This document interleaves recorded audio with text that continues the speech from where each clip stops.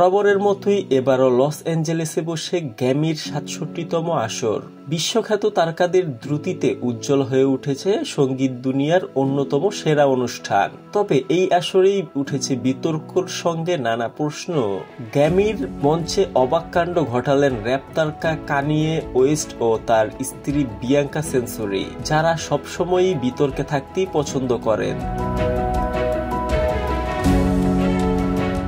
এবার গ্র্যামির মঞ্চে অস্ট্রিয় এই মডেলে হাজির হন একদম নগ্ন হয়ে। লাল গালিচায় স্বামীর সঙ্গে হেঁটে আসেন বিয়াঙ্কা। গায়ে চাপানো ছিল কালো পশমের কোট। আলোকচিত্রীদের সামনে এসে কোট সরাতেই ক্যামেরার ঝলকানি। সম্পূর্ণ নগ্ন অবস্থায় ধরা দিলেন কানিয়ের স্ত্রী। সঙ্গে সঙ্গে নিরাপত্তারক্ষীরা এসে কানিয়ে ও বিয়াঙ্কাকে লাল গালিচা থেকে বের করে দেন। এখানেই শেষ হয়নি বিড়ম্বনা। জানা গেছে লাল গালিচায় নগ্নতা প্রদর্শনের জন্য কানিয়ে ও তার স্ত্রী হতে পারে জেল ও জরিমানা।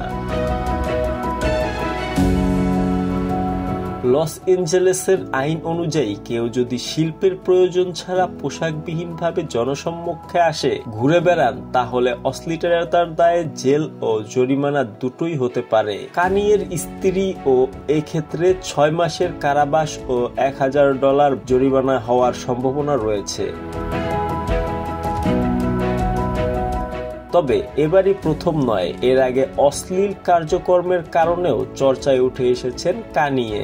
নিজের জন্মদিনে অনাবৃত নারী শরীরের উপর খাবার পরিবেশন করেছিলেন অতিথিদের। প্রাক্তন স্ত্রী কিম কার্দাশিয়ানের সঙ্গে ২০২২ সালে বিচ্ছেদ হয় কানিয়ের। তারপর বিয়াঙ্কাকে বিয়ে করেন।